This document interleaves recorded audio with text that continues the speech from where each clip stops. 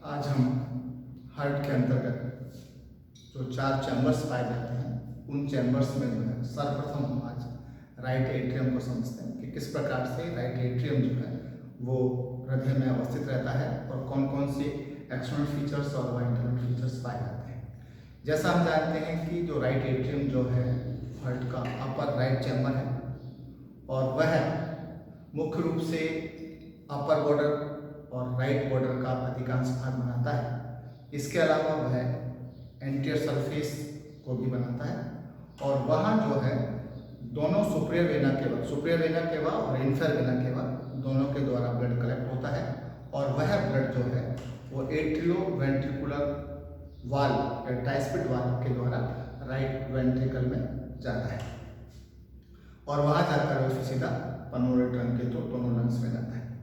इस प्रकार हम देखते हैं कि जो राइट जो एट्रियम जो है उसमें कौन कौन सी संरचनाएं इस प्रकार पाई जाती है, उसको एक बार डायग्राम के साथ हम देखें। हम यह देखते हैं कि राइट एट्रियम ये उसका एक पार्ट है और ये यहाँ उस पार्ट को इस प्रकार से देखते हैं कि यहाँ जो है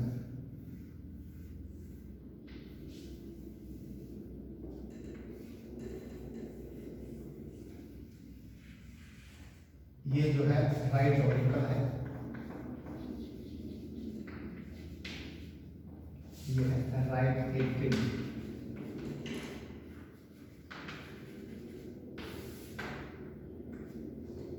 राइट ऑरिकल है और यहाँ जो है सुपीरियर वेना केवा की ओपनिंग है और यहाँ जो है वो इंफीरियर वेना केवा की ओपनिंग है, जैसा हम डायग्राम में देख रहे हैं। और ये जो है एक सेप्टल कस्प है जो एट्रियोवेंट्रिकुलर वाल में होता है राइट ऑरिकल। यहाँ एक इंट्रायूटेरल लाइफ में जो है फोसा ओवेलिस है, ये है आपका फोसा ओवेलिस। इस फोसा ओवेलिस ये फोसा ओवेलिस है और फोसा ओवेलिस के चारों तरफ जो ये संरचना है ये है एन्युलस ओवेलिस।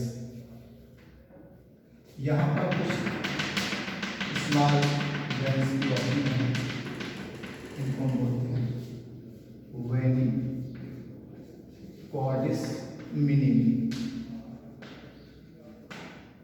और यहीं पर एक इंट्रायूटेरल होता है।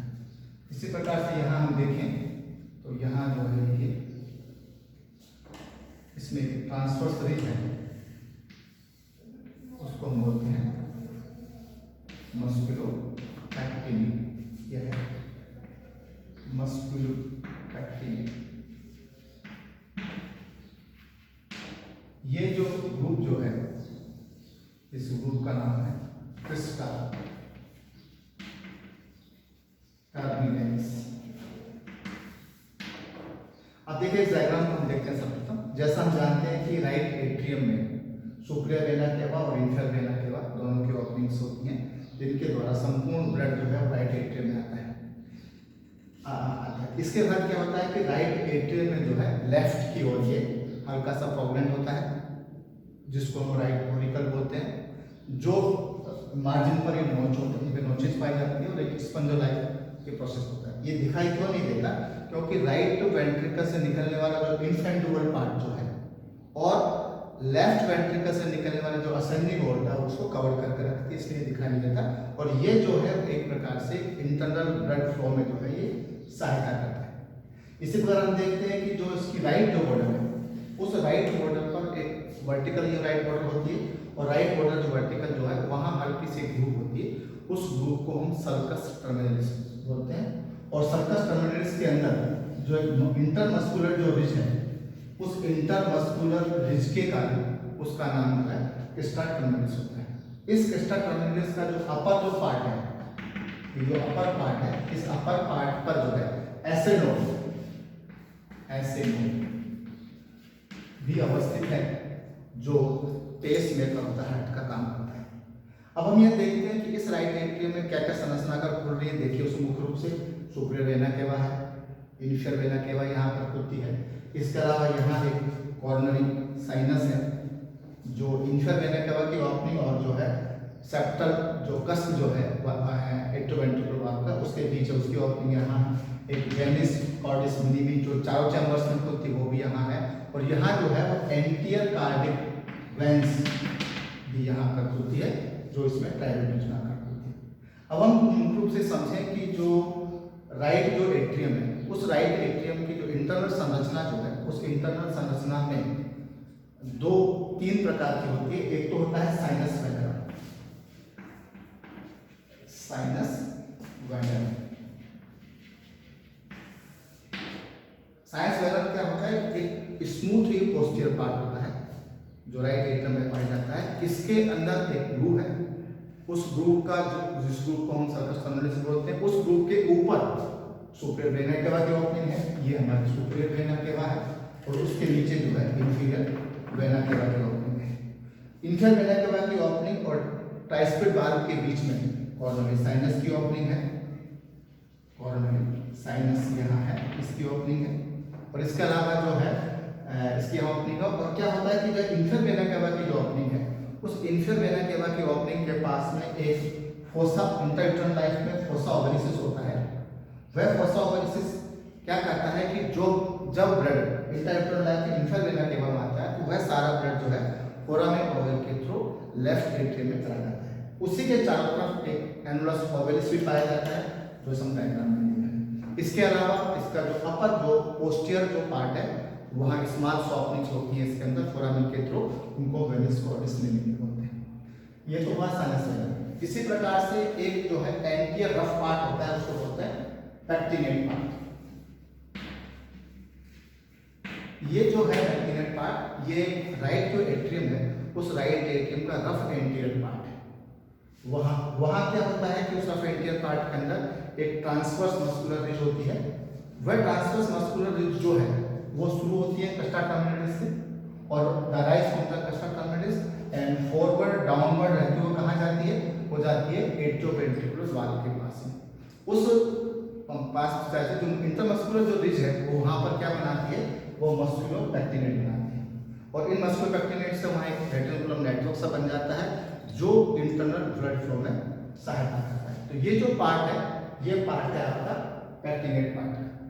इसी प्रकार से क्या होता है कि एक होता है इंटर एट्रियल सेप्टम। तीसरी जो संरचना है वहां है inter atrial septum. Inter atrial जो सेप्टम है वो क्या होता है? वह राइट एट्रियम और लेफ्ट एट्रियम के बीच में रहता है। इंट्रायूटेराइन लाइफ में वहां एक फोरामेन पाया जाता है, उसको फोरामेन ओवल बोलते हैं, और उस फोरामेन ओवल के थ्रू जो राइट वेंट्रिकल का जो ब्लड है, जो राइट एट्रियम का जो ब्लड है, वो लेफ्ट एट्रियम में जाता है। लेकिन वहां क्या होता है कि एक फोसा, वो जो बाद में ऊपर में ओवल बंद हो जाता है, तो वहां एक फोसा ओवलिस दिखाई देता है, जिससे इंफीरियर वेना केवा का ब्लड सीधा लेफ्ट एट्रियम में चला जाता है। और जो सुपीरियर वेना केवा जो है, वो सुपीरियर वेना केवा के पास में एक वहां हल्का सा एलिवेशन है, उसको बोलते हैं इंट्रावेनस ट्यूबरकल। उसका नाम है इंट्रावेनस ट्यूबरकल। वो क्या काम करता है इंट्रायूटेराइन लाइफ में कि वह जो सुपीरियर वेना केवा का जो ब्लड आता है, वो सुपीरियर वेना केवा का जो ब्लड है सीधा एट्रोवेंट्रिकुलर वाल्व के थ्रू राइट वेंट्रिकल में जाता है, और राइट वेंट्रिकल से वह सीधा पल्मोनरी ट्रंक के थ्रू आगे बढ़ता है। तो इस प्रकार से इंट्रायूटेराइन लाइफ में वहाँ इंट्रायूटेरल सेप्टम में क्या रहता है? फोरामेन ओवल होता है, जो बाद में बंद हो जाता है, और फिर वहाँ हमें एक फोसा ओवलिसिस और उसके चारों ओर एनुलस ओवलिसिस दिखाई देती है।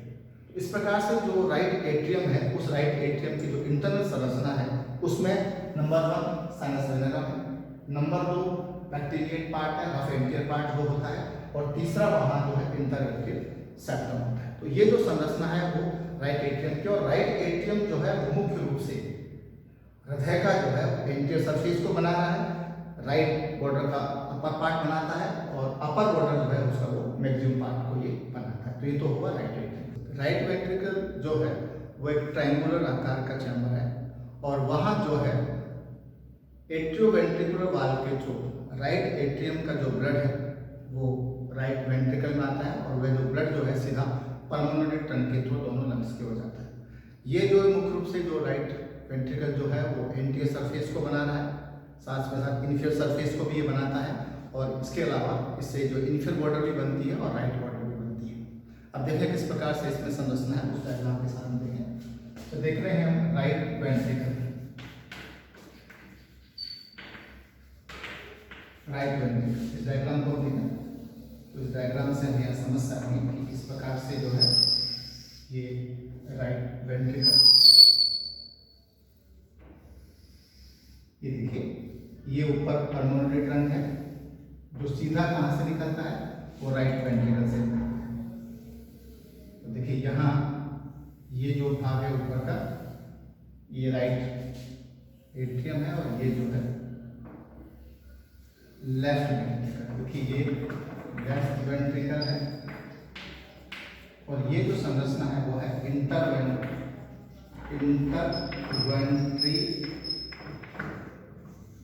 सेप्टम। ये जो संरचना है वो है एट्रियो वेंट्रिकुलर ग्रूव, जो राइट एट्रियम को, ये जो है राइट एट्रियम है, उसको ये अलग करता है। ये जो है यहाँ जो है ये इनिशियल वेना केवा की ओपनिंग है IVC, और ये जो है यहाँ डायग्राम को हम देखें एंड करें, यहाँ जो है ये सुपीरियर वेना केवा की ओपनिंग है, ये सुपीरियर वेना केवा है और यहीं पर निकलता है लेफ्ट वेंट्रिकल से एक वार्टा, और यहाँ डायग्राम में दिखाई दे रहा है ये आता है आर्टोपोर्टा। अब हम देखें कि जो राइट वेंट्रिकल का जो पार्ट है वो अपने फंक्शन के आधार पर दो भागों में बटा हुआ है। एक तो होता है इनफ्लोइंग पार्ट, जो ब्लड का इनफ्लोइंग का साधन होता है, एक होता है आउटफ्लोइंग पार्ट। आउटफ्लोइंग से निकलता है ये पल्मोनरी ट्रंक, जहाँ तीन सेमिनल वाल्व भी है और इन दोनों के बीच में है क्रस्ट है, ये क्रस्ट है, इस क्रस्ट को बोलते हैं हम सुप्रा वेंट्रिकुलर क्रस्ट, सुप्रा वेंट्रिकुलर क्रस्ट, तो दोनों पार्ट को अलग करता है। ऊपर का ये जो स्मूथ पार्ट है, इस पार्ट को बोलते हैं इनफेंडुबल पार्ट, ये स्मूथ स्पेंडुलर पार्ट है और यहाँ से जो है पल्मोनरी ट्रंक में निकलती है। अब जो ये नीचे का जो रफ पार्ट है, जो इन्फ्लोइंग पार्ट रफ पार्ट होता है, स्मूथ पार्ट, इसको बोलते हैं पूरे पार्ट को ट्रेबिकुली कॉर्नी, ट्रेबिकुली कॉर्नी। इस ट्रेबिकुली कॉर्नी में रफ पार्ट क्योंकि यहाँ पर एक इंटरमस्कुलर रिज होती है और उभय इंटरमस्कुलर जो पार्ट है वो तीन भागों में बटा हुआ है। पहला है वो रिज, दूसरा है वो ब्रिज और तीसरी है वो कैपिलरी मसल्स। तीन संरचना यहाँ पाई जाती है जो इस ट्रेबिकुली कॉर्नी पार्ट को डिवाइड करती है। जैसा कि हम जानते हैं कि राइट एट्रियम का जो ब्लड है वो ट्राइस्पिड वाल्व के थ्रू राइट वेंट्रिकल में आता है, तो वहाँ थ्री कस्प होते हैं। एक कस्प को है देखें, ये कस्प है इसका ट्राइस्पिड वाल्व का। सपोज करो ये आपका एंटीरियर कस्प है, ये है आपका एंटीरियर कस्प। यह वाल्व कौन सा है, ये है आपका एट्रोवेंट्रिकुलर ग्रूव कहते हैं, इसको एट्रोवेंट्रिकुलर वाल्व भी कहते हैं, ये राइट एट्रोवेंट्रिकुलर वाल्व है। अब इस कस्प के साथ क्या होता है कि यहाँ अंदर देखो एक ये लेयर है, इस लेयर का नाम है मायोकार्डियम, ये है मायोकार्डियम। अब यहाँ क्या होता है कि जो कस्प जो है वो वेंट्रिकुलर कैविटी की ओर जाती है, वहां उसका प्रोजेक्शन होता है। उस कस्प के दो भाग होते हैं, एक एट्रियम पार्ट जो स्मूथ होता है, जो रफ पार्ट उसका होता है वो वेंट्रिकल के होता है। ये जो सारे जो कस्प जो है वो ट्रेबिकुली कॉर्नी के जो तीन पार्ट थे, जैसे रिज पार्ट था जो एक फिक्स एलिवेशन है, ये उसमें साथ है ब्रिज जो है इस शेप को बना रहा है, और जो कैपिलरी मसल्स तीन होती है, एक होती है anterior capillary muscles, anterior capillary सबसे बड़ी होती है, ये है anterior capillary muscles. Posterior muscles और स्मॉल होती है, छोटी होती है पोस्टीरियर, और एक होती है सेप्टल जो इरेगुलर होती है, दो तीन प्रकार की होती है। तो ये कैपिलरी जो मसल्स जो है इस डायग्राम में हम जो देख रहे हैं कि कैपिलरी मसल्स जो है वो कॉर्डा टेंडनी के थ्रू और जुड़ी हुई है कस्प के द्वारा। ये जो संरचना है वो क्या कहलाती है, ये कहलाती है कॉर्डा टेंडनी। ये जो संरचना है वो कॉर्डा टेंडनी है, कॉर्डा टेंडनी। इसी प्रकार से जुड़ी होती है पोस्टीरियर के साथ, और जुड़ी होती है सेप्टम के साथ। तो जब सिस्टोल जब होता है, सिस्टोलिक वेंट्रिकल सिस्टोल होता है, तो ये बंद हो जाता है और ब्लड जो है इनफ्लोइंग ब्लड है जो आउटफ्लोइंग की हो जाता है। इसके अलावा इसमें एक संरचना क्या होती है कि जो ये इंटरवेंट्रिकुलर जो सेप्टम होता है, इस इंटरवेंट्रिकुलर सेप्टम में दो पार्ट होते हैं। अपर पार्ट जो है इसका एक मेम्ब्रेनस पार्ट होता है और जो लोअर पार्ट है वो थिक मस्कुलर पार्ट होता है। अपर जो मेम्ब्रेनस पार्ट होता है इंटरवेंट्रिकुलर सेप्टम का, वो दोनों वेंट्रिकल्स को अलग नहीं करता, वो दोनों एट्रियम्स को भी वेंट्रिकल से अलग करता है। तो वहीं पर क्या होता है, एवी नोड होता है। उस एवी नोड की जो एक ब्रांचेज है क्या करती है कि एक होता है मॉडरेट बैंड अंदर की ओर, ये मॉडरेट बैंड नाम देगा। ये मॉडरेट बैंड क्या होता है, इसको बोलते हैं मॉडरेट बैंड, मॉडरेटर बैंड। ये मॉडरेटर बैंड क्या होता है, ये मॉडरेटर जो बैंड है जो एक प्रकार से शुरू होता है कहां से, एवी नोड से, और एवी नोड से शुरू होने के बाद सेप्टम जो मार्जिन है वहां से होता हुआ कहां जाता है, सीधा हो जाता है एंटेरिक पेपिलेरी मसल्स पर। और इसके साथ जो है एवी बंडल की जो है जो राइट ब्रांच वो इसके साथ रहती है। तो ये तो हुआ ट्रेबिकुलरी पार्ट जो इनफ्लोइंग पार्ट कहलाता है राइट वेंट्रिकल का। इसी प्रकार का जो ऊपर का जो उसका अपर स्मूथ पार्ट होता है उसको बोलते हैं इन्फेंट्रल पार्ट, और इन्फेंट्रल पार्ट से ही निकलती है पल्मोनरी ट्रंक, और उस पल्मोनरी ट्रंक पर सेमिन्यूलस वाल्व भी पाए जाते हैं, और इन दोनों पार्टों के बीच में जो यहाँ अलग होती है उसको बोलते हैं सुप्रावेंट्रिकुलर क्रस्ट। तो इस प्रकार से हम समझ सकते हैं कि जो राइट जो वेंट्रिकल है उसकी जो लेयर है वह लेफ्ट वेंट्रिकल की अपेक्षा 3 गुना कम पतली होती है, ये वो अधिक 3 गुना अधिक होती है, और यह जो है ब्लड के इनफ्लोइंग में भी सहायक होता है और आउटफ्लोइंग में भी ये सहायता करता है। और ये जो है मुख्य रूप से हम यहाँ देखें वापस पुनः, तो मुख्य रूप से जो है इनके सरफेस बनाता है, इनके सरफेस को बनाता है, तो इनके डायफ्राम मसल्स यहाँ होती है हाँ, और ये इसकी इंफर बॉर्डर भी बनाता है और ये राइट बॉर्डर भी बनाता है। तो इस प्रकार से हम यहाँ जो है राइट वेंट्रिकल को भी समझ सकते हैं, जैसा कि हमने अभी लेफ्ट वेंट्रिकल राइट एट्रियम को समझा था। तो राइट एट्रियम और राइट वेंट्रिकल दोनों जो है वो एट्रियो वेंट्रिकल ग्रुप के द्वारा अलग रहते हैं, जिसके अंदर जो है कॉर्नियल सर्कस भी रहती है। धन्यवाद। इसी प्रकार से हम आगे देखेंगे किस प्रकार से हम चैम्बर को देखा